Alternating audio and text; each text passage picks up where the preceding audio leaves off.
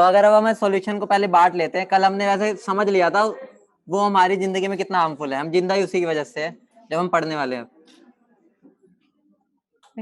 तो इसके अंदर सबसे पहले क्या आता है, कंसंट्रेशन टर्म्स,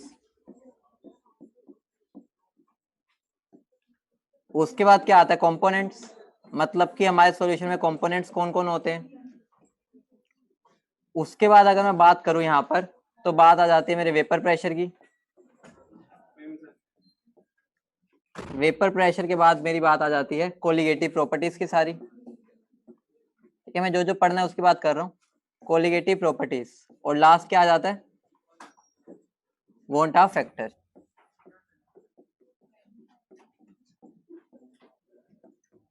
ठीक है, और बीच में एक छोटा सा टॉपिक होता है, और टॉपिक क्या है, हेनरीज लॉ, ठीक है, जिसको सोलिबिलिटी में हम यूज करते हैं।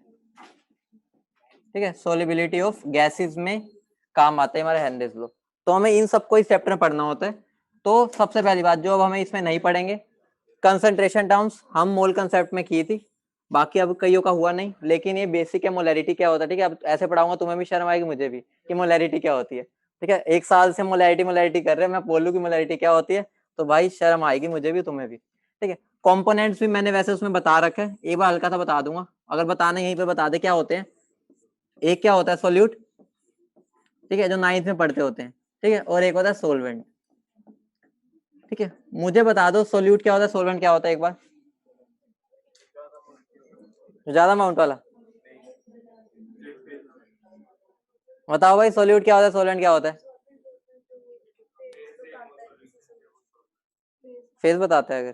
ठीक, तो अगर मैं बात करूं, हमारे दो तरीके होते हैं क्लासिफाई करने के। ठीक है, मैं यहीं पर लिख देता हूँ, बाकी बेसिक सी चीज है, इसको अभी हमें इतना डील करना भी नहीं है। हो जा भाई, ज्यादा ही हो गया तो ये छोड़। यहाँ पर अगर मैं बात करता हूँ सोल्यूट और सोलवेंट की, अगर मैं बात करूँ, चलो आगे कर लेंगे। उसके बाद हमें वेपर प्रेशर पढ़ना है। वेपर प्रेशर क्या होता है वो भी हमने थोड़ा बहुत डील किया था गैशियस स्टेट में। ठीक है, और उसके बाद हमारा बॉइलिंग पॉइंट वगैरह ये भी हमने हल्का बहुत कर रखा है, हल्का बहुत दोबारा से और करके फिर आगे बढ़ जाएंगे। मेन जो हमारा इनडायरेक्टली स्टार्ट ही वेपर प्रेशर को एक तरह डिटेल में पढ़ने से होगा। उसके बाद हमें कोलिगेटिव प्रॉपर्टीज पढ़नी है, उसके बाद वोल्टा फैक्टर, और लास्ट में हेनरीज लॉ, बस एक एप्लीकेशन है वो करवा देंगे। तो सबसे पहले भी हम स्टार्ट कर लेते हैं कंपोनेंट से। ठीक है, तो हमारा जो पहला टॉपिक हो गया वो क्या, कंपोनेंट्स। पहले कौन से चैप्टर में कराया था, ये मोल में ही करवाया था ना। अगर मैं कंपोनेंट्स की बात करूं तो दो होते हैं सॉल्यूशन के, एक सोल्यूट हो गया और एक सोलवेंट। मतलब क्या हो गया, अगर मैं तुम्हें बोल रहा हूं 10 ग्राम NaCl इन 100 ग्राम वाटर, ठीक है, एक तो मैंने ये बोल दिया, एक मैंने बोल दिया 100 ग्राम NaCl इन 10 ग्राम वाटर, एक ये बोल दिया। ठीक है, एक मैंने बोल दिया 10 ग्राम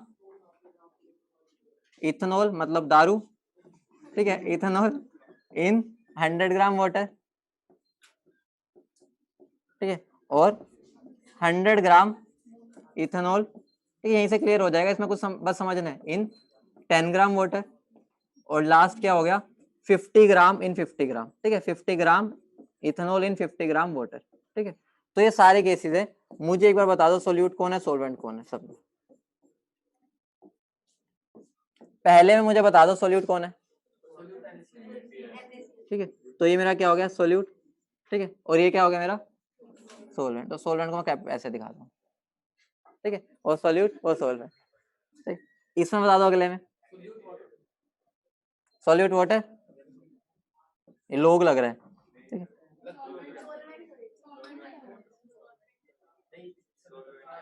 चलो अगले में चलते हैं, तीसरे पे आ जाओ।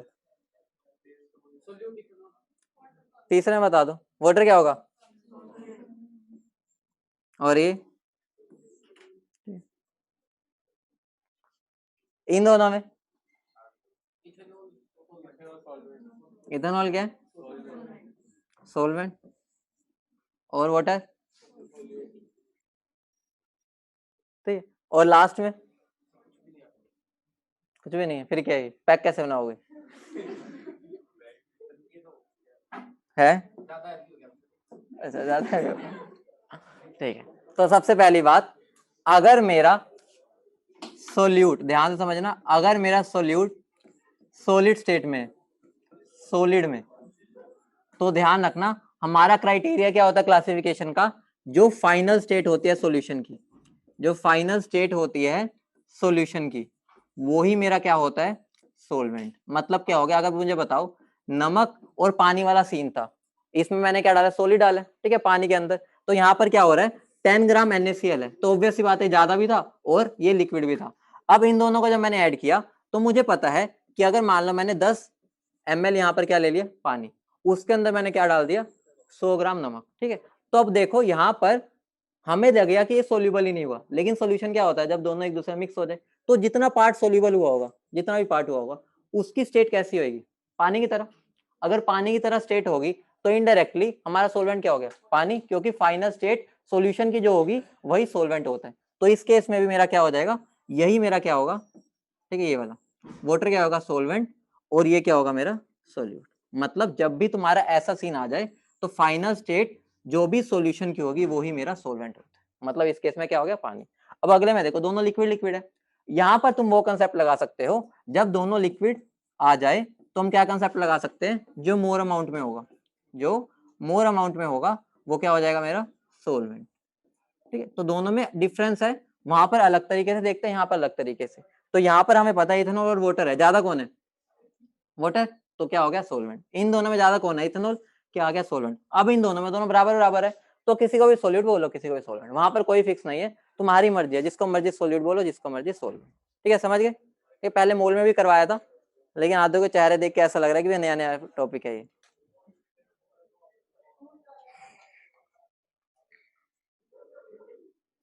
तो लिख लेना, अगर मतलब एक मेरा उसके अंदर सॉलिड कंपोनेंट है, तो जो फाइनल स्टेट सॉल्यूशन की होगी वैसे ही जिसकी भी होगी वो ही मेरा सोलवेंट हो जाता है, लिख लिया ना। अगली हेडिंग डालो वेपर प्रेशर। वेपर प्रेशर ये भी तुम्हें आता है, तुम्हें सब आता है, तुम टॉपर हो सारे थे। तो यहाँ पर अब हम बात करते हैं वेपर प्रेशर। वेपर प्रेशर क्या होता है, ये तो 2 बार शायद करवा चुका हूँ मैं, होता क्या पहले बता दो, थोड़ा सा फटाफट जल्दी इसको खत्म करते हैं वरना ये ना हो कि कराया नहीं। क्या होता है वेपर प्रेशर, कोई बताना क्या। तो वेपर प्रेशर का मतलब ये नहीं है कि वेपर्स का प्रेशर, वो वेपर प्रेशर हो गया। वेपर प्रेशर वो है जब मेरा लिक्विड और जो वेपर्स है दोनों इक्विलिब्रियम अटेन कर चुके होंगे, उसके बाद मेरा प्रेशर चेंज नहीं होगा, उस टाइम पर जो प्रेशर होगा वो क्या होता है वेपर प्रेशर। तो मैं क्या बोल सकता हूँ, अगर मैं यहाँ पर, ठीक है, ये कौन सा इंस्ट्रूमेंट होता है, पता नहीं ना बोलो भाई, गैसियस में इतना यूज किया, मैनोमीटर।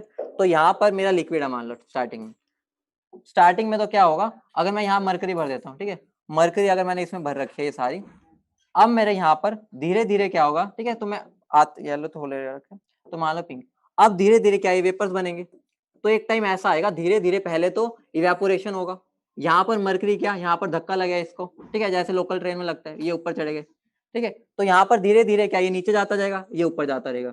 लेकिन एक टाइम ऐसा आएगा बंदे को डर लग जाएगा मरकरी मेरा वेस्ट ना हो जाए, बाहर निकल जाएगा, ऑब्वियस सी बात है प्रेशर बढ़ता जा रहा है, लेकिन ऐसा नहीं हुआ। एक टाइम पर आगे क्या होगा, ये कॉन्स्टेंट कॉन्स्टेंट हो गया। इससे मुझे क्या पता चला, जब लोग यहाँ से भीड़ भड़ाके के चक्कर में ऊपर की तरफ निकल रहे थे, सब कनाडा भागने की कोशिश कर रहे थे, लेकिन एक टाइम ऐसा आ गया वहां पर इतनी भीड़ हो गई, इतनी भीड़ हो गई, फिर उनमें आपस में टक्कर होने लगी। जब आपस में टक्कर होगी, कोलिजन होगी, एनर्जी लूज करेंगे, और एनर्जी लूज करेंगे तो वापस क्या धरती पे गिर जाएंगे, मतलब वापस क्या बन जाएंगे वो सोलवेंट या पानी। तो धीरे धीरे एक टाइम ऐसा आता है जब रेट ऑफ कंडेंसेशन और रेट ऑफ इवेपोरेशन बराबर हो जाता है, उस टाइम पर जो यहाँ पर प्रेशर हम मेजर करते हैं उस टाइम पर, ठीक है, जब कांस्टेंट हो चुका है, उसको हम क्या बोल देते हैं वेपर प्रेशर। तो वेपर प्रेशर लिख लो, द प्रेशर exerted, लिख लो the pressure exerted by the vapors, the pressure exerted by the vapors in equilibrium with the liquid, in equilibrium with the liquid, ठीक है, वो मेरा क्या हो गया वेपर प्रेशर। क्योंकि इसकी प्रॉपर डेफिनेशन नहीं पता होगी, ये आगे जाके बहुत डिटेल में आने वाला। वेपर प्रेशर एक इकलौती चीज है जो इस चैप्टर में मुश्किल है, आगे तो फॉर्मूला लगा दो काम चल जाएगा, लेकिन इस पे क्वेश्चन आ जाता है, अगर दिमाग नहीं लगाओगे तो चलेगा नहीं, ठीक है। तो अगर मैं बात करता हूँ, सबसे पहले मैं इवेपोरेशन की बात कर लेता हूँ, क्योंकि यहाँ पर उसका थोड़ा फंडा यूज ही होता है। तो मुझे बताओ अगर इवेपोरेशन क्या होता है, बताना एक बार क्या होता है। क्या होता है? पता है लेकिन बता नहीं पा रहे, ठीक है, भावनाओं को समझो।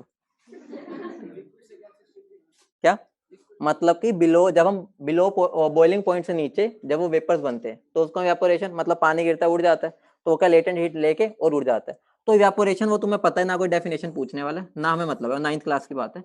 हमें जो मतलब है कि किस किस फैक्टर्स पे डिपेंड करता है, किस किस फैक्टर्स पर ये डिपेंड करता है। सबसे पहली बात, सरफेस एरिया पे करेगा नहीं करेगा, और ज्यादा मतलब डायरेक्टली या इनवर्सली, तो मैं बोल सकता हूँ कि more the surface area, more surface area क्या हो जाएगा, मोर इवेपोरेशन, मोर इवेपोरेशन। अगला मुझे बताओ, अगर मैं यहाँ पर टेम्परेचर बढ़ा दूं, ठीक है, अगर मैं टेम्परेचर बढ़ा दूं, इवेपोरेशन बढ़ेगा कम होगा, तो more the temperature more the evaporation, मतलब दोनों के एक तरह से क्या हो गया, डायरेक्टली प्रोपोर्शनल। तो मैं क्या बोल सकता हूँ, जैसे टेम्परेचर बढ़ाऊंगा वो बढ़ जाएगा, जैसे टेम्परेचर, ठीक है। और मैं इसको एक और चीज क्या बोल सकता हूँ, ये मेरा फिनोमिना कैसा होता है, सबसे इंपॉर्टेंट है जो सरफेस फिनोमिना, मतलब सारा इसका नाता ही सरफेस से, सरफेस के ऊपर ही मेरा ये सारा कारनामे होते हैं, ये मेरा क्या है, सरफेस फिनोमिना। अब बात आती है इसके बाद वेपर प्रेशर, ठीक है, वेपर प्रेशर से पहले इवेपोरेशन पता होना चाहिए, अब वेपर प्रेशर, क्योंकि वेपर प्रेशर में पहले तो इवेपोरेशन ही होती है और फिर कंडेंसेशन होती है, ठीक है, वो मैं लिखवाया नहीं, रेट ऑफ इवेपोरेशन कंडेंसेशन, वो हमने किस में किया था, और इक्विलिब्रियम में भी किया था ना, और गैसियस स्टेट में भी किया था, ठीक है। तो इसलिए बार बार क्या करना, उस चीज को लिखना, बस एक बार रिवाइज करवा रहा हूँ। आगे लिखो वेपर प्रेशर, ठीक, प्रॉपर्टीज ऑफ वेपर प्रेशर लिख लेना, प्रॉपर्टीज ऑफ वेपर प्रेशर,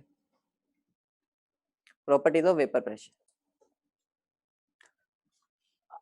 अब मुझे बताओ, क्या मेरा वेपर प्रेशर सरफेस फिनोमिना है,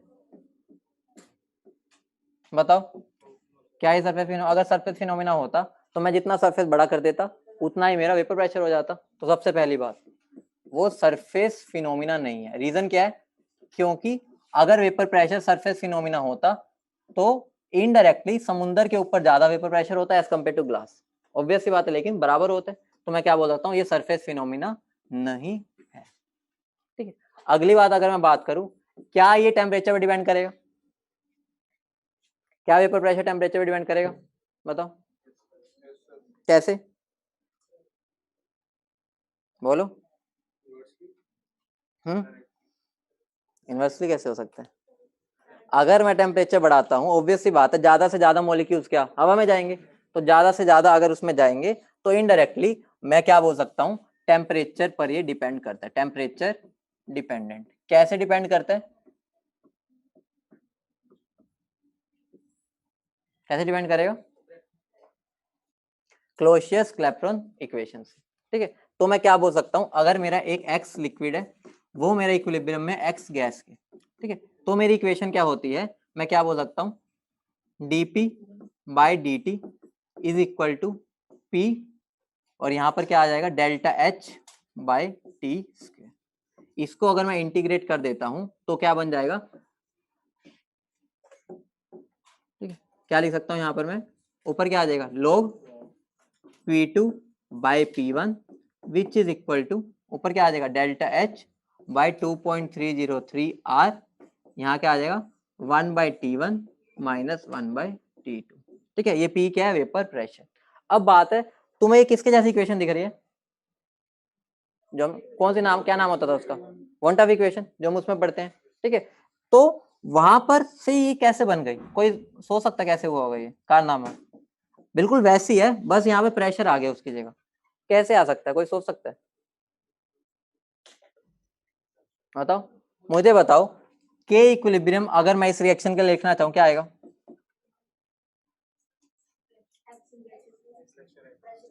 प्रेशर ऑफ एक्स गैस, तो यही तो हो गया मेरा, के इक्विलिब्रियम की जगह मैंने प्रेशर पुट कर दिया, क्योंकि हमें पता है ये दोनों डायरेक्टली प्रोपोर्शनल है, क्योंकि हमारा के इक्विलिब्रियम ही डायरेक्टली इसके बराबर होता है, क्योंकि तो लिक्विड हो गया, तो मैंने बस इसकी जगह ये लिख दिया और उन दोनों का रेशियो ले लिया। तो हम वहां से इसको रिलेट कर सकते हैं, आया कहां से, कि हमें पता है के और पी डायरेक्टली प्रोपोर्शनल है, तो हमने वहां पर ये पी के हमारा वेपर प्रेशर।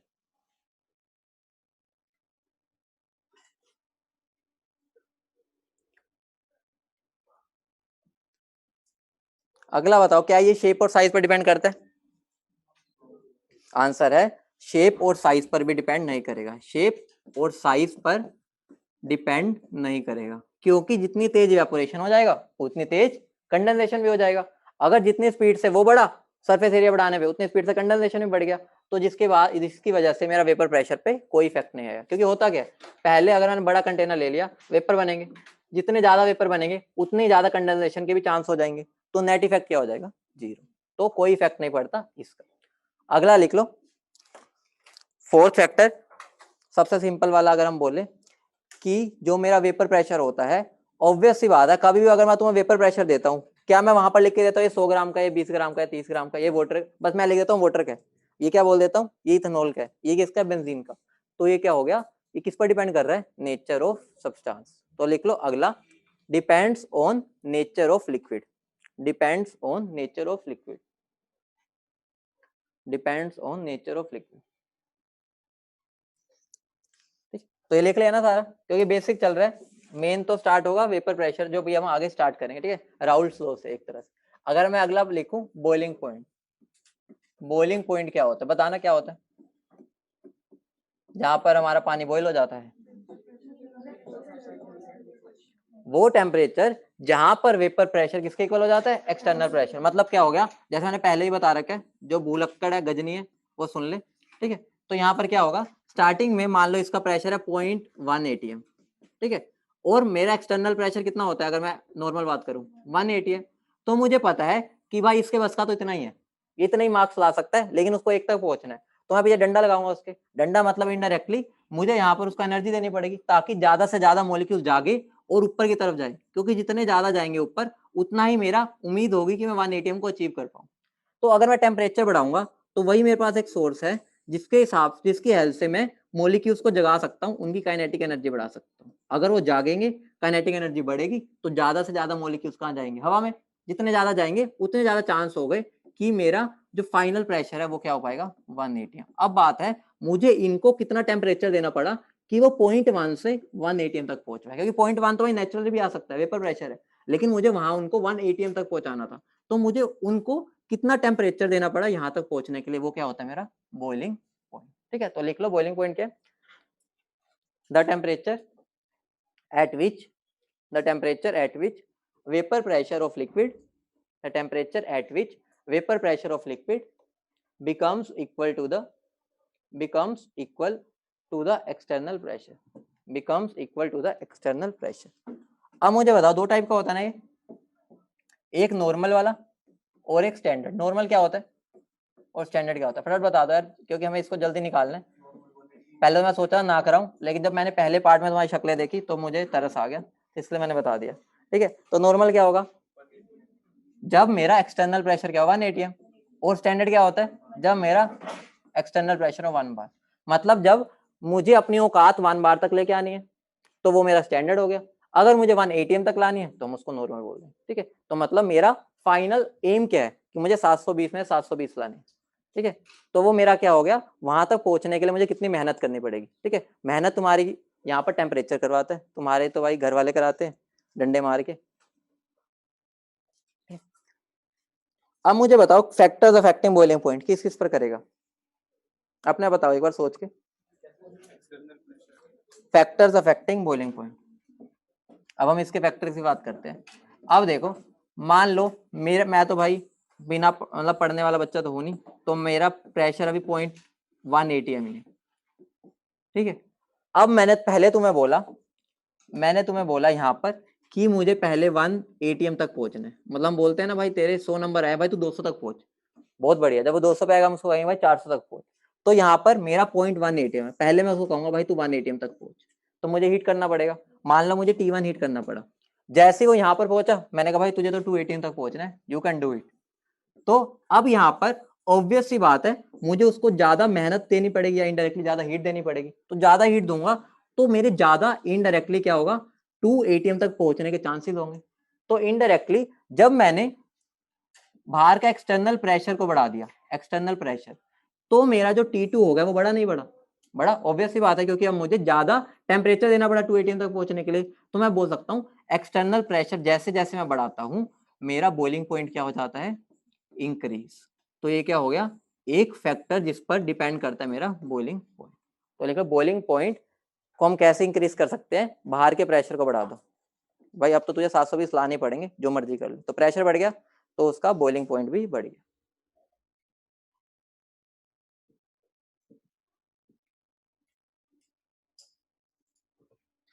अगला जो सबसे इंपॉर्टेंट है, जो पूरे चैप्टर में यूज होगा, लिख लो फिर समझाता हूँ। As vapour pressure of liquid decreases, as vapour pressure of liquid decreases boiling point increases. Boiling point increases मतलब मजेदार बात है। देखो अगर मान लो पहले ही मेरा इलाका था, ठीक है, ये मेरा इलाका है, मेरे यहाँ पर कोई भी नहीं आता, सिर्फ मैं रहता हूँ यहाँ। अब मैंने क्या कर दिया, ऑब्वियस सी बात है, अगर मैं टेम्परेचर दूंगा तो मेरे सारे वेपर्स कहाँ जाएंगे, हवा में, ठीक है, तो मेरे सारे के सारे मॉलिक्यूल्स मेरे ही जा रहे हैं। अब मैंने यहाँ क्या कर दिया, मैंने यहाँ पर नथुलाल को बिठा दिया, जो आलसी है, हिल भी नहीं सकता, मोटू लाल है एकदम। तो यहाँ पर अगर वो यहाँ आ गया तो ऑब्वियस सी बात है, मान लो इधर भी बैठा है, लेकिन चांसेस क्या है, वो यहाँ पर भी होगा, ऑब्वियस सी बात है, यहाँ पर भी होगा, यहाँ पर भी, यहाँ पर भी, यहाँ पर भी। अब वो इतना मोटा सा हिला जाता नहीं उससे, वो जब नीचे वाले वेपर से ये वाले ऊपर जाना चाहेंगे, ये उनके रास्ते में अड़चन पैदा करेगा, ऑब्वियस सी बात है। अगर वो उनको निकलना ही नहीं देगा तो इनडायरेक्टली क्या हो जाएगा, उनका वेपर प्रेशर डिक्रीज होगा, नहीं होगा, होगा। वेपर प्रेशर मतलब क्या होता है, जितने वेपर जाएंगे। अब मैंने रास्ते में ये स्पीड ब्रेकर बिठा दिए, अगर स्पीड ब्रेकर बिठा दिए तो मेरे जो मॉलिक्यूल है वो हवा में नहीं जा पा रहे, अगर हवा में नहीं जा पा रहे, जिसकी वजह से मेरे सॉल्यूशन का क्या हो गया, वेपर प्रेशर क्या हो गया, डिक्रीज। तो यही हमारा पूरा कोलिगेटिव प्रॉपर्टीज में यूज होता है कि वेपर प्रेशर डिक्रीज, इंक्रीज वगैरह जो भी होता है। तो हमने कैसे डिक्रीज कर दिया, हमने उसके अंदर कोई ऐसा सब्सटेंस डाल दिया जिसकी वजह से वोलेटाइल और नॉन वोलेटाइल, नॉन वोलेटाइल डालोगे तो बिल्कुल ही खत्म ही हो जाएगा, क्योंकि वो खुद भी नहीं हिलेंगे और यहाँ पर वो ऊपर भी नहीं जाने देंगे। तो एक तरीका हो गया वेपर प्रेशर को डिक्रीज करने, समझिए, ठीक है। अगला लिख लो, पहले क्वेश्चन इस पर कर लेते हैं, क्वेश्चन लिख लो एक।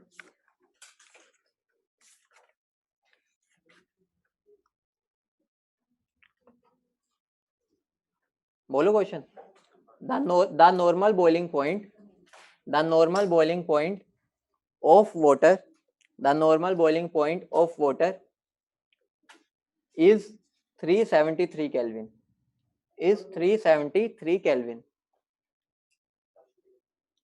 Vapor pressure of water, vapor pressure of water at T Kelvin, at T Kelvin is as at T Kelvin is 19 mmHg, 19 mmHg, 19 mmHg. If delta H vaporization, if delta H vaporization is 40.67 kilojoule per mole, kilojoule per mole,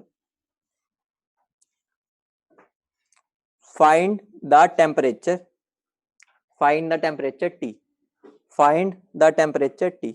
options दे देता हूँ, options क्या क्या है, 250 kelvin, 291 kelvin, 220 kelvin और 300 kelvin. Calculator निकल चुके, 40.67।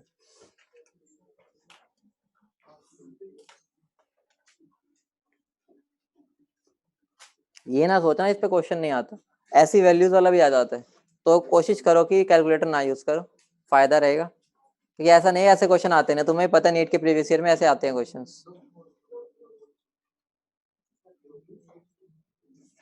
अगर कुछ ऐसी वैल्यू बन रही होगी फिर तो कर लो कैलकुलेटर से, नहीं हो देखा, जो गलती होने चलो वो छोड़ो, क्वेश्चन सोल्व ना हो हमें मतलब नहीं है, हमें कंसेप्ट देखना है, वैल्यू वहाँ गिवन होगी। सबसे पहली बात है, फॉर्मूला क्या लगना है पहले तो वो बता दो, log P2 by P1 is equal to delta H by 2.303 R 1 by T1 minus 1 by T2। सबसे पहले मुझे बता दो उन्होंने मुझे क्या क्या वैल्यू गिवन है, एक तो इसकी गिवन है, इसकी मुझे पता है, T1 गिवन है बोल सकता हूँ, और P1 गिवन है, नहीं गिवन, क्या गिवन है, P1 क्या होगा, देखो उसने मुझे बोला है, मुझे यहाँ पर उसने क्या बोला है, कितना टेम्परेचर गिवन है 373, उसने बोला है मुझे कि मेरा जो नॉर्मल बॉइलिंग पॉइंट है, यहाँ से उठानी पड़ती है वैल्यू, अगर मेरा नॉर्मल बॉइलिंग पॉइंट गिवन है मुझे कितना 373 केल्विन, इसका मतलब क्या होता है, उल्टा सोचना पड़ेगा यहाँ कि इस टाइम पर मेरा प्रेशर कितना होगा 1 atm, तो उसने टेम्परेचर के अंदर ही तुम्हें प्रेशर की वैल्यू छुपा के दी थी, ठीक है। और मुझे पता है कि यहाँ पर उसने मुझे दूसरी जो वैल्यू गिवन है प्रेशर, वो किसमें गिवन है mmH, तो इसको भी कन्वर्ट कर सकते हैं mmH, कितना आ जाएगा 760। तो मैं क्या बोल सकता हूँ, लॉग में वैल्यू जो पुट करूंगा P2 कितना है 19, ठीक है, P1 कितना हो गया 760 इज इक्वल टू 40 पॉइंट क्या गिवन थी 67 इंटू 1000 डिवाइड बाय 2.303 इंटू 8.314, और यहाँ पर जो वैल्यूज आ जाएंगी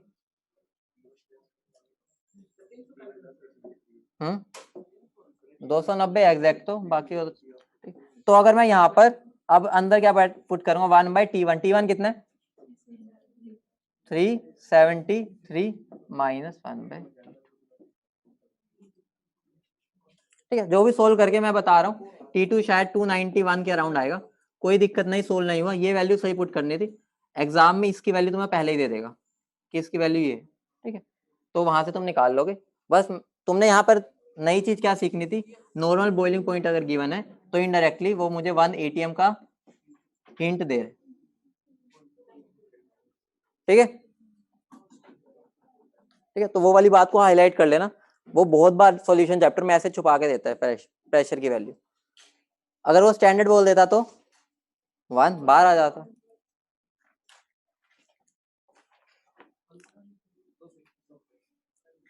अगला लिख लो नोट कर लो जो कर रहे हैं, हाँ ये बहुत बढ़िया, डैश डैश डाल के छोड़ दो,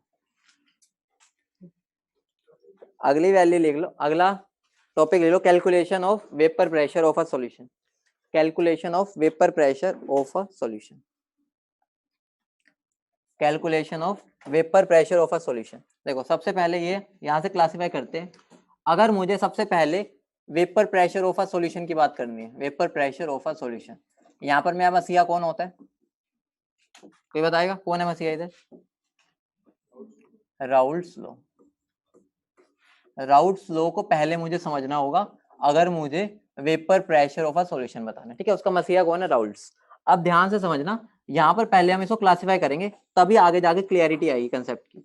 अगर मैं सॉल्यूशन बोल रहा हूँ तो मुझे बताओ सॉल्यूशन के कंपोनेंट कौन कौन होते हैं, एक हो गया सोल्यूट और दूसरा क्या हो गया सॉल्वेंट। अब दो चीज हो सकती है, एक तो हो गया ऐसा जिसको मैं अगर रखूंगा थोड़ी देर बाद उड़ जाएगा, और एक हो गया भाई रखा रहेगा उड़ेगा नहीं। तो सोल्यूट कितने टाइप का हो सकता है, दो, क्या हो गया, एक हो गया वोलेटाइल, ठीक है, एक हो गया मेरा वोलेटाइल और दूसरा क्या हो गया नॉन वोलेटाइल, ठीक है। और यहां पर सोल्वेंट भी क्या हो सकता है, वोलेटाइल और नॉन वोलेटाइल, ठीक है। तो ध्यान रखो, हमें जनरली जो यहाँ पर सोल्वेंट यूज करते हैं हम क्या करते हैं, वाटर जनरली, और वाटर कैसा होता है वोलेटाइल, चाहे बहुत कम होता है लेकिन होता तो है, ठीक है। अगर वोलेटाइल है तो ये लगा लो इस केस को तो हमें इस चैप्टर में पढ़ना ही नहीं, ठीक है, सोल्वेंट नॉन वोलेटाइल वाला हमें नहीं पढ़ना, हमारे सिलेबस में नहीं है। तो हमें क्या केस पढ़ना है, वोलेटाइल सोल्वेंट के अंदर एक बार मैं वोलेटाइल सोल्यूट डालूंगा और एक बार नॉन वोलेटाइल डालूंगा, ठीक है। तो मुझे दो केसेस पढ़ने हैं, पहला तो ये हो गया, ठीक है, और दूसरा ये होगा, या इसको पहला मान लो इसका दूसरा, क्योंकि हम स्टार्ट करेंगे वोलेटाइल इन वोलेटाइल वाला, ठीक है। तो पहले हम स्टार्ट करने वाले वोलेटाइल इन वोलेटाइल, तो केस 1 हमारा स्टार्ट होगा वोलेटाइल इन वोलेटाइल। वोलेटाइल का मतलब क्या होता है समझते हो ना, ठीक है। उससे मेरा क्या फायदा होगा ये भी बता दो, जो वोलेटाइल होगा वो मेरा वेपर प्रेशर में कंट्रीब्यूट करेगा, ठीक है, वेपर प्रेशर में कंट्रीब्यूट करेगा, और ये जो नॉन वोलेटाइल है ये वेपर प्रेशर में कंट्रीब्यूट नहीं करेगा, क्यों, क्योंकि भाई आलसी है बिल्कुल, इससे हिला भी नहीं जाएगा, नॉन वोलेटाइल मतलब कि उसके वेपर्स ही नहीं बनेंगे, तो वो तो कंट्रीब्यूट करेगा नहीं, और ये वोलेटाइल है तो ये भी मेरा क्या करेगा कंट्रीब्यूट करेगा, ठीक है। तो ध्यान रखना, अब जो हम केस पढ़ने वाले हैं पहले वाला, उसमें हमें दोनों का कंट्रीब्यूशन लेना पड़ेगा वेपर प्रेशर में, क्योंकि जिसके वेपर्स बनते हैं वो वेपर प्रेशर में कंट्रीब्यूट करेगा ही करेगा, जिसके नहीं बनते वो करेगा ही नहीं, वो तो बैठा रहेगा तमाशा देखेगा।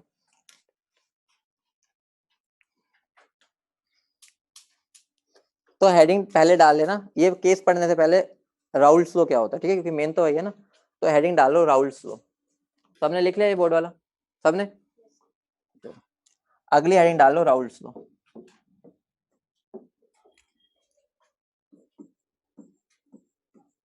Raoult's law.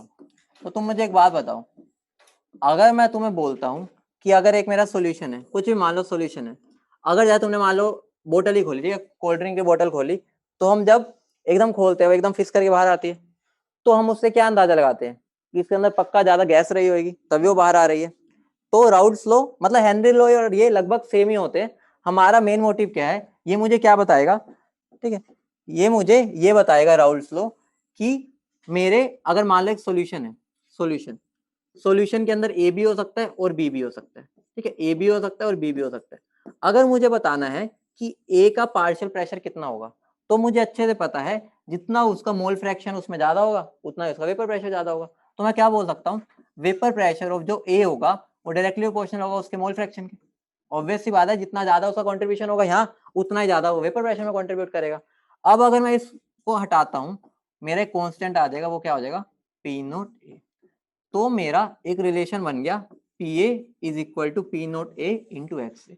उसका पी नोट क्या है यहाँ पर, प्योर ए का वेपर प्रेशर, मतलब कि प्योर ए का मतलब क्या हो गया। अब मैं क्या करूंगा, बी को हटा दूंगा एक बार, खाली ए रख दूंगा उसमें, उसका चेक कर लूंगा, क्योंकि तो कांस्टेंट बात है, वो तो चेंज नहीं होगा, क्योंकि हमने पढ़ लिया ना, वो सरफेस एरिया पे डिपेंड कर रहा है, किसी पर भी नहीं कर रहा।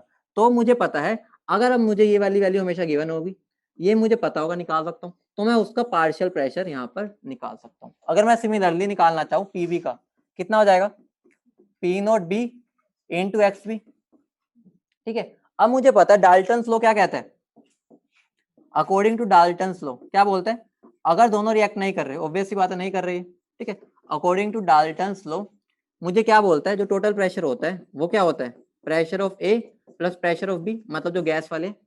अब ये गैस बन चुके हैं, ठीक है, ये ऊपर जाकर हवा में जा चुके हैं। अगर हवा में जा चुके हैं, अब हवा में कौन कौन प्रेजेंट है, ए और बी।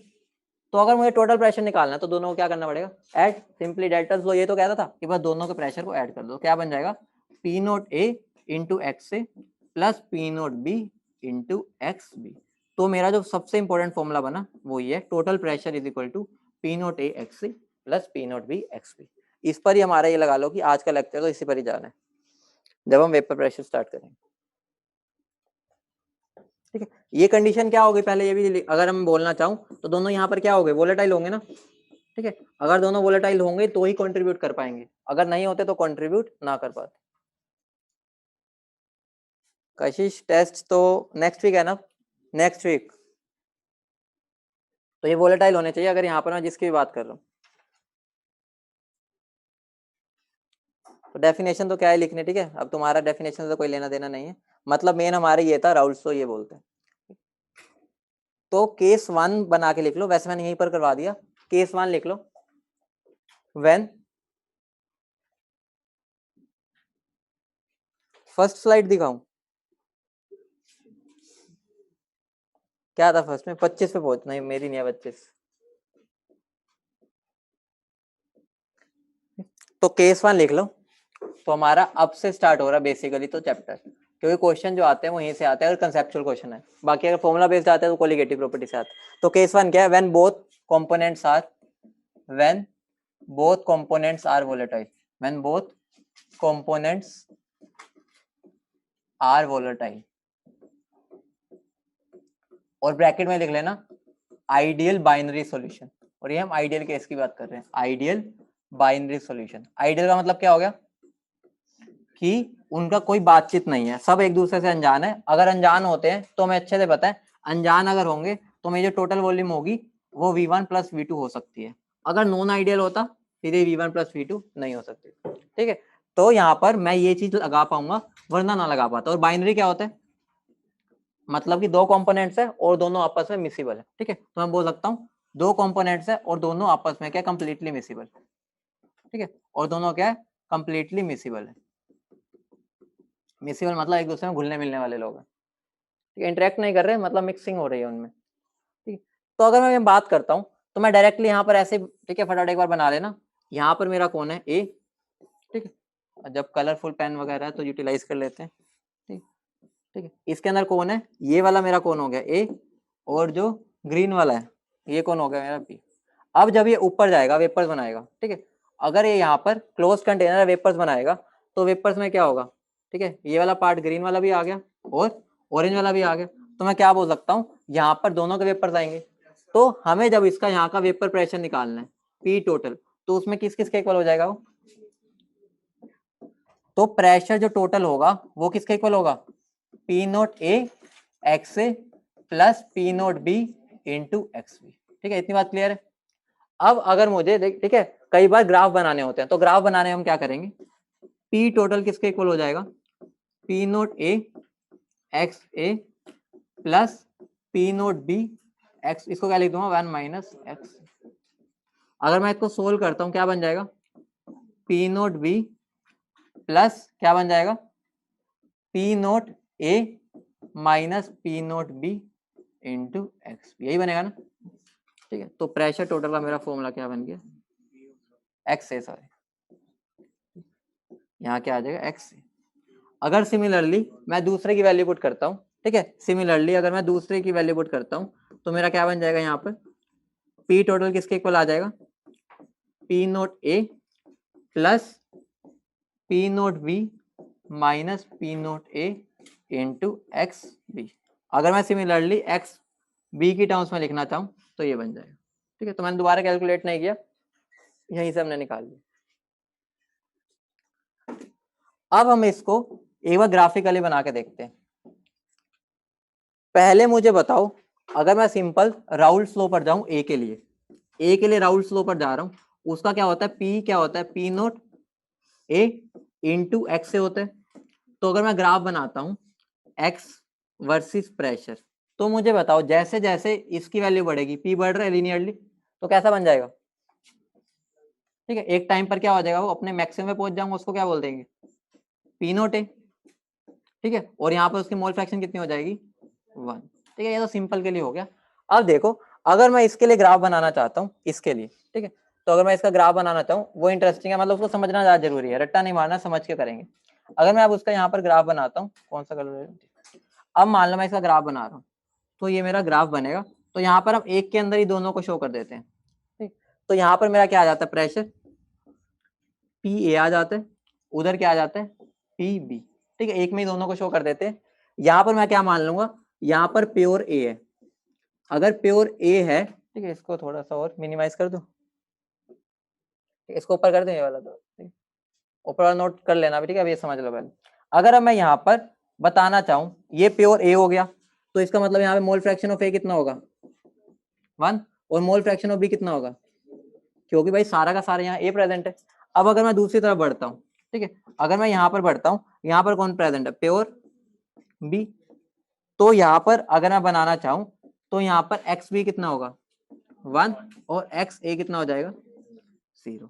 अब खुद सोचो कि अगर मैं ये वाले इसके लिए ग्राफ बनाना चाहूँ, ध्यान से देखना, हम बनाएंगे इसके लिए ग्राफ। ठीक है, मैं मान रहा हूँ, ठीक है, एज्यूम कर रहा हूँ, जरूरी नहीं है, लेकिन हम एज्यूम कर रहे हैं कि एक तो बड़ा होगा ही ना, तो पी नोट बी बड़ा होगा पी नोट ए से। ठीक है, एज्यूम कर लिया, कोई बात नहीं, ऊपर के लिए बना सकते थे, हमने नीचे वाली इक्वेशन ले ली। ठीक है, तो अगर इसकी वैल्यू बड़ी है तो ऑब्वियस सी बात है पी नोट यहाँ आ रहा होगा, और इसका कहाँ आ रहा होगा, या। अब मुझे बताओ, जैसे जैसे ए कम हो रहा है सॉल्यूशन में, उसका प्रेशर क्या होगा, कम।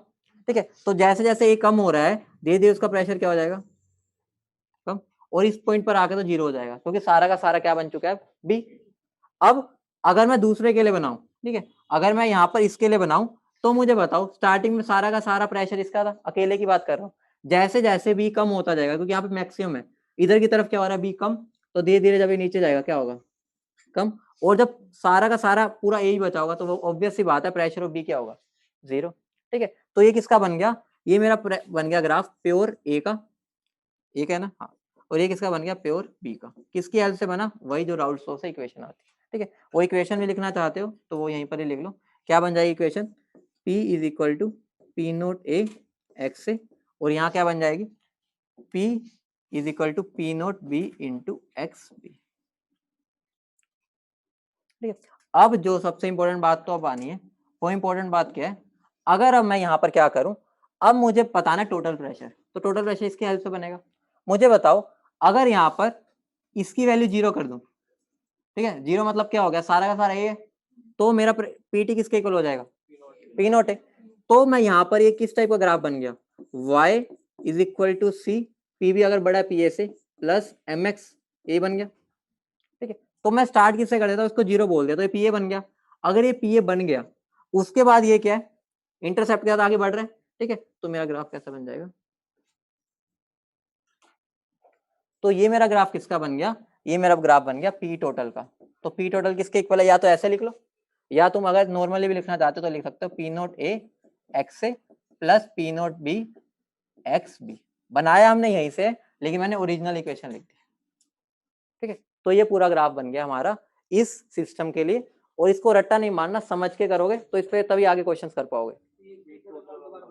कौन सा, ऊपर वाला, देखो इक्वेशन तो चलानी आती है ना, ये इक्वेशन है, मुझे पता है टोटल प्रेशर के लिए ये इक्वेशन है। अगर मैं इसको 0 कर देता हूँ तो मेरा क्या बन जाएगा, पी टोटल पी नोट ए के बराबर। तो पी नोट ए यहाँ से स्टार्ट कर सकता हूँ ग्राफ, मेरा पहला डॉट यहाँ लग गया। उसके बाद मुझे पता है, मैं इसको टाइप देख लेता हूँ कौन सा है, प्रेशर क्या है मेरा वाई, पी नोट ए तो कॉन्स्टेंट वैल्यू है तो सी हो जाएगा इंटरसेप्ट, एक्स भी क्या हो गया मेरा ये, और स्लोप क्या है पी बी माइनस पी। और मैंने बोल दिया जब पी बी पी ए से बड़ा मतलब नोट वाला, तो ऑब्वियस बात है पॉजिटिव वैल्यू होगी। तो मेरा ग्राफ कैसा बन गया, y equal to M X plus सी।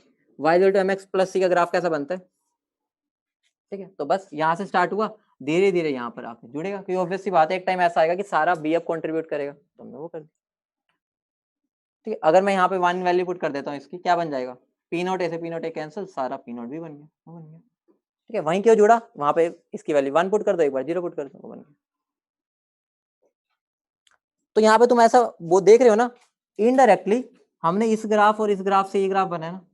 तो एक क्वेश्चन कई बार आ जाता है, क्या यहाँ पर ग्राफ ऐड हुए, आंसर ग्राफ कभी ऐड नहीं होते, यहाँ वैल्यूज ऐड हुई है, ग्राफ कभी ऐड नहीं होते। ये नहीं होता कि ये ग्राफ और ये ग्राफ ऐड होके ये हुआ है, हमेशा यहाँ की वैल्यू और यहाँ की वैल्यू ऐड हुई है जिससे ये ग्राफ बना है। वो भी क्वेश्चन कराऊंगा, वहां से क्लियर हो जाएगा कैसे वैल्यूज के थ्रू बनाते हैं। तो ये लगा लो कि ये बैकबोन है पूरा, ये लगा लो कि जो भी वेपर प्रेशर चलेगा रिलेटिव लोअरिंग वाला, अगर ये वाली बात क्लियर नहीं होगी तो आगे समझ नहीं आएगा। तो कोई दिक्कत हो तो बता देना। सबसे डिफिकल्ट पार्ट इसका यही है जो 2 दिन चलने हैं, उसके बाद तो सब बेकार चीज है जो आसानी से समझ जाओगे। जब हो जाए बता देना, मैं क्वेश्चन दे दूंगा, देख लेता हूँ कौन सा कर लिया सबने, पक्का नो बोल दिया करो यार। 2 लिक्विड्स, क्वेश्चन लिखो 2 लिक्विड्स, दोबारा बोल रहा हूँ ये टॉपिक में बिल्कुल भी कसर मत छोड़ना, ये टॉपिक ही कंफ्यूजिंग है, आगे वाले आसान होते हैं, वेपर प्रेशर में दिक्कत होती है, तो इस पे क्वेश्चंस हम ज्यादा करेंगे और अच्छे वाले करेंगे। 2 liquids A and B forms an ideal solution at 300 Kelvin. Vapor pressure of solution containing 1 mole A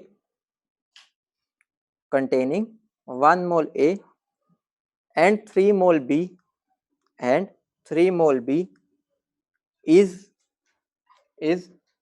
500 mmHg, is 500 mmHg,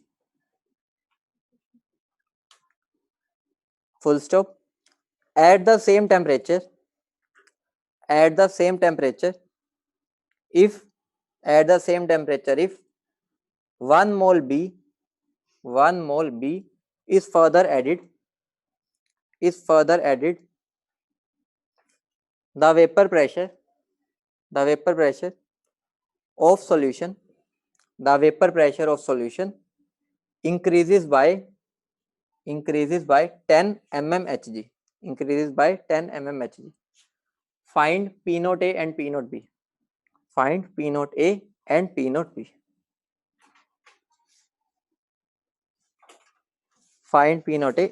B. आसान सा क्वेश्चन है, वैल्यूज ही पुट करनी है। एक बार पहले क्वेश्चन में डाटा जो लिखा है पहले उसको एक्सट्रैक्ट करो, डाटा क्या क्या गिवन है तुम्हें, समझ आया अप्रोच कैसे करना है, या बता दूं, क्योंकि पहला क्वेश्चन है, अगर आ गया तो वरना रुकता हूँ, वरना बता देता हूँ। किसी को भी डाउट है तो हाथ खड़ा कर लो कि करना कैसे है, ताकि वेले ना बैठो। 350 है ना, देखो अब मैंने क्या दिया है, मेरे पास एक सॉल्यूशन था, एक बार बता दो डाटा क्या क्या था। 1 मोल क्या था, 1 मोल ए और 3 मोल बी, ठीक है। और इसका जो वेपर प्रेशर गिवन है कितना है, 500, ठीक है। तो मुझे पता है टोटल प्रेशर ये रहा 500, क्योंकि वही गिवन है कि इन दोनों के मिक्सचर का, तो पीटी कितना हो गया 500 mmHg, ठीक है, यूनिट नहीं लगा रहा। अब मुझे पता है जो टोटल प्रेशर है वो किसके इक्वल होता है, कितना इसने कंट्रीब्यूट किया होगा और इसने कंट्रीब्यूट किया होगा। तो हम कैसे निकालते हैं, राउल्ट्स लॉ से। राउल्ट्स लॉ क्या कहता है, P nought A into X A plus P nought B into X B. अब मुझे पता है प्रेशर टोटल कितना है 500, पी नोट ए मुझे निकालना है, इसकी वैल्यू क्या हो जाएगी 1/4, इसके मोल डिवाइड बाय टोटल, तो क्या बन जाएगा 1/4 प्लस पी नोट भी निकालना है, ये कितना हो जाएगा, ऑब्वियस सी बात है, बाकी तो 1 में से माइनस कर दो, यहीं से देख लो 3/4। ये मेरी इक्वेशन 1 हो गई। अब मैंने क्या किया, इसके अंदर मैंने बाहर से क्या डाला था, बी कितना 1 मोल बी डाल दिया। अगर 1 मोल बी डाला है मैंने बाहर से, तो ऑब्वियस सी बात है प्रेशर में चेंज हुआ होगा, उसने वो भी दे दिया, कितना हो गया 510। मुझे पता है पी नोट ए तो कांस्टेंट वैल्यू है, और अब इसका मोल फ्रैक्शन कितना हो गया 1/5, क्योंकि भाई इसको तो कुछ नहीं मिला, इसका तो बस एक तरह वजन भारी हुआ नीचे वाला। अब साथ में क्या आ जाएगा पी नोट बी और 4/5। अब दो इक्वेशन दो वेरिएबल सोल्व कर लो, पी नोट ए आ जाएगा 350 है 350, और पी नोट बी कितना आ जाएगा 550, ठीक है। mmHg तो यूनिट हो गई। तो ये क्वेश्चन, ऐसा क्वेश्चन कई बार पूछा जाता है, तो इस क्वेश्चन पर ध्यान, सिंपल क्वेश्चन, सबसे सिंपल क्वेश्चन से स्टार्ट ही किए, तो आगे तो कॉम्प्लिकेटेड वाले आने। तो पहले समझा करो क्या क्या गिवन है। हाँ जी भाई, क्या हो रहा है भाई, ये हाथ पकड़ रहे हो एक दूसरे का बहुत, ऐसा मत करो भाई, जैसे मैंने देखा छोड़ दिया।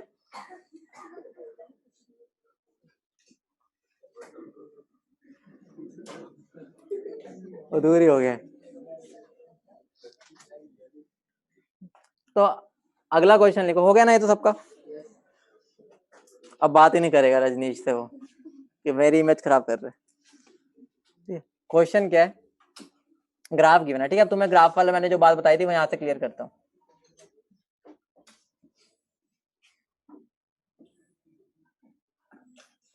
ग्राफ तो ऐसा ही बना था पहले भी, ठीक है। अगर मैं तुम्हें बोल रहा हूँ यहाँ पर मुझे दो स्केल की वैल्यूज गिवन है, ये गिवन है 150, ठीक है, और ये गिवन है 50, ठीक है। ऐसे आर्बिट्रेरी वैल्यूज है, ठीक है। किस पर, या ऐसे बोल सकते हो, इसको मैं चलो मैं हेल्प भी कर देता हूँ, इसको मैं ऐसे ड्रॉ कर देता हूँ, ठीक है। तो मुझे ये वाली जो वैल्यू गिवन है, इसको ठीक कर लो थोड़ा सा, मैंने पूरा सोल्व कर, क्योंकि वहां पर ना ग्राफ ग्रिड बनानी होती है ना, तो वो तो भी है नहीं, तो यहाँ पर मैं सीधा ही देता हूँ, ठीक है। यहाँ पर कट करेगी लाइन, तो ये वाली वैल्यू जो गिवन है वो 150 है, और ये वाली जो वैल्यू गिवन है जहाँ कट कर रही है लाइन, ठीक है, वो 50 गिवन है, ठीक। और यहाँ पर मुझे क्या गिवन है, पी नोट ए गिवन है 160 mmHg, और पी नोट बी गिवन है 220 mmHg। क्वेश्चन है मेरा, डिटरमाइन द कंपोजिशन, कंपोजिशन बोले तो मोल फ्रैक्शन निकालना ऑफ लिक्विड।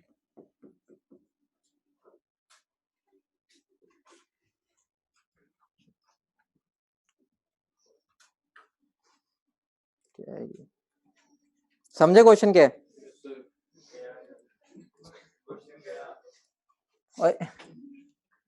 कहाँ आ गया, इधर आ गया ये, अच्छा ये इधर जाने से उधर चला जाता है क्या, अच्छा क्या आ गया, कितना आया 1/3, गलत हो गया। रोहित शर्मा ने आज बाजी मारी, खुश कितना हो जाता है देखो सबसे पहली बात है, जो चीज मैंने बोली थी वहां उसका एप्लीकेशन करवा रहा हूँ, ध्यान से देखो। ये मुझे जो प्रेशर गिवन है, ऑब्वियस सी बात है ग्राफ किसका था, बी का, तो ये जो प्रेशर है किसका होगा, बी का, ये प्रेशर किसका होगा, ए का। तो अगर मुझे प्रेशर टोटल बताना है सॉल्यूशन का, नॉर्मली तो ये होता था ना P A plus P B, ठीक है। और पी ए की वैल्यू मुझे डायरेक्ट दे दी, कितनी है, एक की 50 है, एक की 150 हो गई, ठीक है। 50 प्लस 150 टोटल कितना हो गया, ठीक है। ए मैंने ए दिया नहीं ना, ए बी कौन है, अगर यहाँ पे गिवन है पी नोट ए इसका, या तो ये ए वाली साइड होगी और ये बी वाली। कैसे हमने देखा, क्योंकि बी का ज्यादा हमें गिवन है। तो जो मेरी वैल्यू गिवन है, ठीक है, तो ये वाला ग्राफ मेरा किसका हो, 150 इसकी थी वैल्यू, ठीक है, तो इसको 150 कर लो, ये 50, तो कितना बन जाएगा ये 200 mmHg। अब मुझे टोटल प्रेशर पता चल गया। अब मुझे बस क्या करना है, वो इक्वेशन लगा दो। वो क्या होती थी, 200 is equal to P nought A X A plus P nought B X की जगह क्या आ जाएगा, 1 माइनस एक्स ए बोल। तो इसको सोल्व करके, ठीक है, तुम्हारी वैल्यू किसकी आ जाएगी, एक्स ए, क्योंकि पी नोट ए और पी नोट की गिवन है। तो एक्स ए कितना आ गया, 1/3। तो ऑब्वियस सी बात है एक्स बी कितना हो जाएगा, उसमें कोई बच्चे निकालने बैठ जाएंगे वैल्यू पुट करने, ठीक है, तो वो मत करना। दोनों की टोटल वैल्यू 1 होती है, तो ये निकल गया तो ये भी निकल गया, ठीक है। तो इसको रीड कैसे करना है समझ गए ना, इसकी वैल्यू और इसकी वैल्यू को ऐड करेंगे तो ये वाली वैल्यू मिल गई मुझे। ग्राफ ऐड नहीं हुए, वैल्यूज ऐड हुई है, this plus this giving this, समझिए।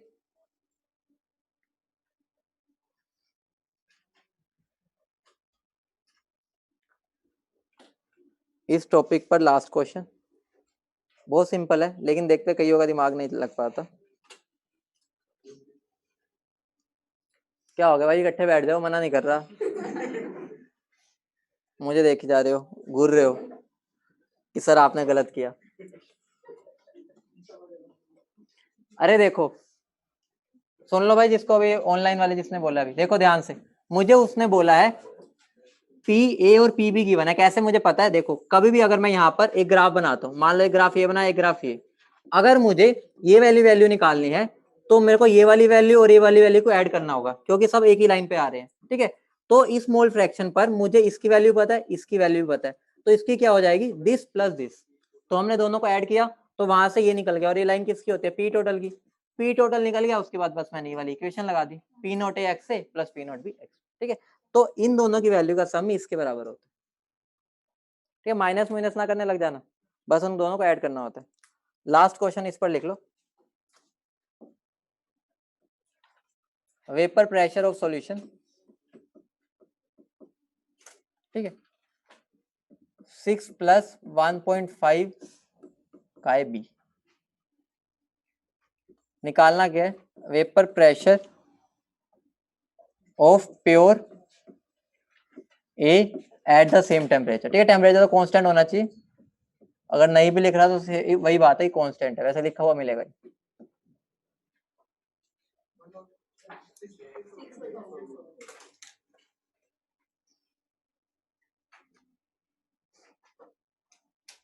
और पी नॉट बी, दिमाग तो सब में है तुम्हें। चलो, तो ये तो सिंपल सा क्वेश्चन था, मैंने बोल भी दिया था, तो खुश ना हो, ये सिंपल वैल्यू बताया था। तो यहाँ पर करना क्या, देखो वेपर प्रेशर गिवन है पी टोटल, वो किसके इक्वल होता है, पी नोट ए एक्स से प्लस पी नोट बी। कुछ रट्टा नहीं मारना कि पिछली इक्वेशन याद होनी चाहिए, कुछ नहीं सोचना। अब मुझे क्या, अब मुझे यहाँ क्या गिवन है, ये गिवन है, तो मतलब मुझे इस पूरी इक्वेशन को किस में कन्वर्ट कर लूंगा, इस फॉर्म में। तो मैं पी टोटल क्या लिख सकता हूँ, पी नोट ए, इसको मैं 1 माइनस का ए भी लिख लूंगा, क्यों, क्योंकि मुझे बी की टर्म्स में चाहिए, प्लस क्या हो जाएगा, पी नोट बी का ए बी। तो अगर मैं इसको सोल्व करता हूँ क्या बन जाती है मेरी equation, P nought A minus P nought A chi B plus P nought B काई।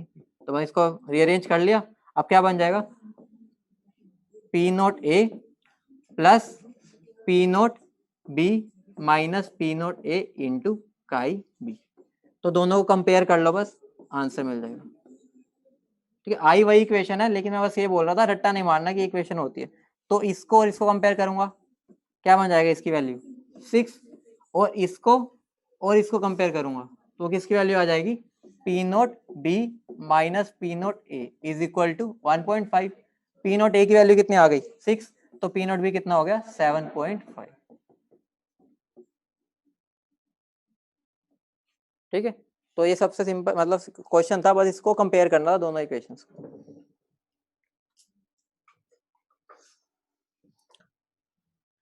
वेपर प्रेशर का वो दर्दनाक टॉपिक आने वाला है जो एनसीईआरटी में लास्ट के एक पैराग्राफ में लिखा होता है। हमने अभी तक क्या निकाला था, कॉम्पोजिशन निकाली थी लिक्विड की, लेकिन अगर मुझे कॉम्पोजिशन निकालनी हो वेपर में, ठीक है, तो वो वाली बात में कई बच्चों को दिक्कत हो जाती है, तो उसको ध्यान से समझना, ठीक। पहले इसको नोट कर लो, सबसे एक तरह से लगा लो कि जो डिफिकल्ट नहीं बोले, कंफ्यूजिंग होता है, तो ये वाला टॉपिक होता है जो होने वाला है। हेडिंग डाल लो, relation between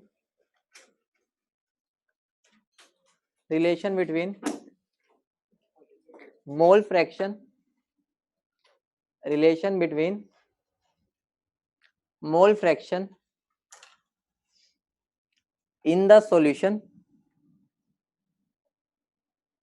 and vapors, in the solution and vapors। तो अब ध्यान से देखना, इसमें कंफ्यूजन बढ़ जाती है, तो उसको बिल्कुल आराम से करेंगे, ध्यान से समझते हुए चलना, सब अटेंटिव रहना। अब देखो, मान लो यहाँ पर मेरा एक कंटेनर है जिसके अंदर एक ए है, ठीक है, ये मेरा हो गया ए, ठीक है, जो मैं इस लाइन से बना रहा हूँ, और दूसरा मेरा क्या हो गया बी, ठीक है, तो मैं बी इससे बना रहा हूँ, ये मेरा बी, ठीक है। ऊपर जाएंगे तो ऑब्वियस सी बात है, इनके वेपर्स बनेंगे, इसके भी बन गए और ग्रीन वाले के भी बन गए, ठीक है। अभी तक हम जो भी निकाल रहे हैं, हम इसके लिए निकाल रहे हैं, इसकी कंपोजिशन क्या है। अब मुझे अगर इसकी कंपोजिशन निकालनी हो तो वो कैसे निकालें। सबसे पहली बात, हम यहाँ रिप्रेजेंटेशंस की बात आएगी, ये यूज करेंगे मोल फ्रैक्शन इन सॉल्यूशन, मतलब कि जो ये वाला पार्ट है ना, इसके अंदर अगर हमें मोल फ्रैक्शन बताने तो मैं ये यूज करूंगा, और मैं वाई यूज करूंगा mole fraction in vapour form. ये हमेशा मतलब एक तरह से लगा लो कि हर बुक्स में ऐसे ही मिलेगा, तो हम वही वाला यूज कर रहे हैं। वैसे कोई फिक्स नहीं है कि वाई यूज करना है, लेकिन हर जगह वाई मिलता है, ठीक है। तो अब ध्यान से देखो, मुझे बताओ अगर इस सॉल्यूशन का मुझे टोटल प्रेशर निकालना हो तो वो कितना होगा। ए और बी है, कितना होगा, पी नोट ए एक्स से plus P nought B into X, ठीक है। अब मुझे बताओ, अगर मुझे सिंपली ए का बताना तो ये हो जाएगा, बी का बताना तो ये हो जाएगा। अब मुझे बताओ, जब ये ऊपर जाएगा, वेपर्स में जाएगा, तो अगर मैं याद करूं, डाल्टन्स लॉ पढ़ा होगा, डाल्टन्स लॉ इनडायरेक्टली मुझे क्या बताता, कोई बताएगा कि जो यहाँ पर मेरा, ठीक है, बंद कर दे इसको, जो यहाँ पर मेरा ऊपर वेपर्स है, ठीक है, मतलब गैस होती है वहां पर, तो वेपर सिंपली कोई सॉल्यूशन तो होता नहीं, जो ऊपर गैस होती है कि उसका कितना प्रेशर है उसके अंदर, यही बताते हैं, ठीक है, मतलब उन सबको ऐड कर देते हैं। हम निकालते कैसे डाल्टन्स लॉ में, अगर मुझे पी ए निकालना होता था तो हम क्या करते थे, टोटल प्रेशर इनटू क्या कर देते थे, उसका मोल फ्रैक्शन। यहां पर अगर मैं गैस की बात कर रहा हूं तो मैं यूज क्या करूंगा, वाई, ठीक है। अब मुझे बताओ, ये मुझे बता क्या रहा है, प्रेशर ऑफ ए, ठीक है, और जो मैं राउल्स लॉ से निकालता हूं वो क्या होता है, पी नोट ए एक्स से, ठीक है। ये मुझे क्या बताता है, प्रेशर ऑफ ए। दोनों क्या बता रहे हैं मुझे, प्रेशर ऑफ ए। तो अगर दोनों सेम बात बता रहे हैं तो वैल्यू भी सेम होगी, तो इनडायरेक्टली मुझे बस कुछ नहीं करना, राउल्स लॉ को बराबर कर देना डाल्टन्स लॉ, ठीक है। राउल्स लॉ को क्या करते हैं बराबर, राउल्स लॉ मुझे क्या बोलते हैं, पी ए कितना हो जाएगा, P nought A into x से, और डाल्टन्स लॉ मुझे क्या बोलता है, वाई ए इंटू पी टोटल, ठीक है। तो अगर मुझे भैया वाई ए निकालना होगा तो क्या बन जाएगा, पी नोट ए एक्स से डिवाइड बाय पी टोटल, और पी टोटल कितना है, तो क्या बन जाएगा, पी नोट ए एक्स से divide by P nought A X से plus P nought B X B. मतलब कि कभी भी अगर क्वेश्चन आ जाए वेपर के ऊपर तो तुम्हें बस एक याद रखना, एक नाम आर डी शर्मा, ठीक है, मतलब कि R is equal to D. Raoult's law के हिसाब से प्रेशर ये होता है और डाल्टन्स लॉ के हिसाब से प्रेशर ये होता है दोनों बराबर ही चीज, एक की बात ही हो रही है। तो अगर एक की बात हो रही है तो वैल्यू भी बराबर होगी, उसने अलग तरीके से किया कैलकुलेट, इसने अलग तरीके से, तो दोनों को इक्वेट करके मैं मोल फ्रैक्शन निकाल सकता हूँ वाई, ठीक है। तो मेरा वाई भी कितना हो जाएगा, ठीक है, नॉर्मली अगर मैं निकालू P nought B into chi B divide by क्या हो जाएगा, पी नोट ए एक्स से plus P nought B X B. सबसे इंपॉर्टेंट टॉपिक है ये, अगर हम क्वेश्चन की बात करें, अगर क्वेश्चन, क्योंकि इसमें बहुत कंफ्यूजिंग बन जाता है, तो ये लगा लो कि इसके ऊपर ही क्वेश्चन सबसे ज्यादा गलत होने के चांस होते हैं। तो तुम्हें बस कुछ नहीं याद रखना, जब भी ऐसा क्वेश्चन आए Raoult equal to Dalton, formula याद नहीं रखना, बस तुम्हें इक्वेट करना, कोई याद नहीं रखना, तुम्हें पता है आगे वैल्यूज पुट कर सकते हो। तो बस P nought A X is equal to Y A P T, ठीक। ये मुझे किसने बताया, डाल्टन्स ने, और ये किसने बताया, राउल्स ने,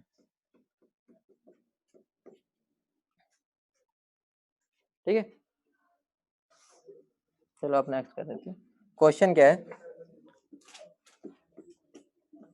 P nought A ratio P nought be given है 1:3 एट सम गिवन टेम्परेचर, हमें मतलब नहीं है, एट सम गिवन टेम्परेचर।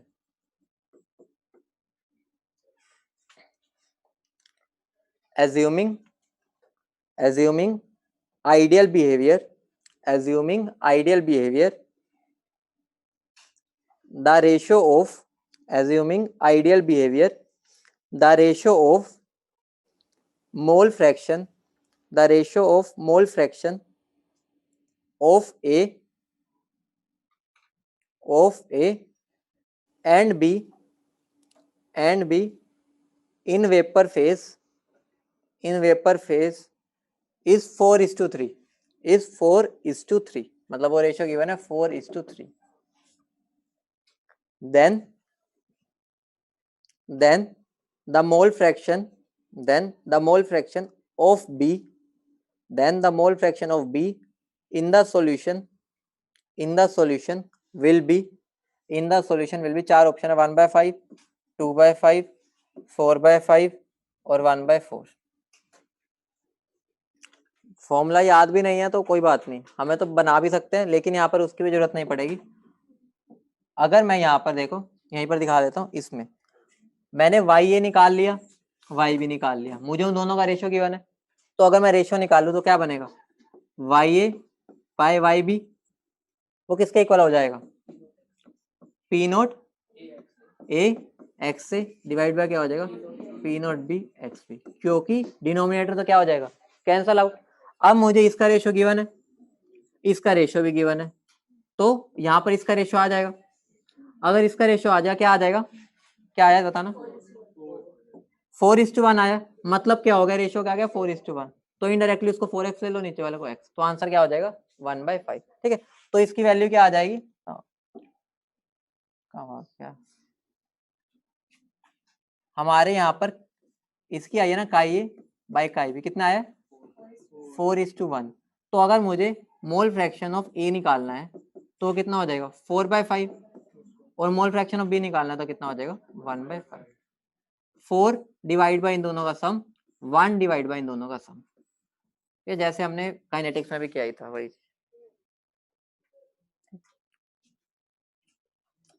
ये तुम्हारा होमवर्क क्वेश्चन, ये देखते हैं ये कितने कर पाते हैं। लिख लिया सबने, लिख लिया, क्वेश्चन लिखो।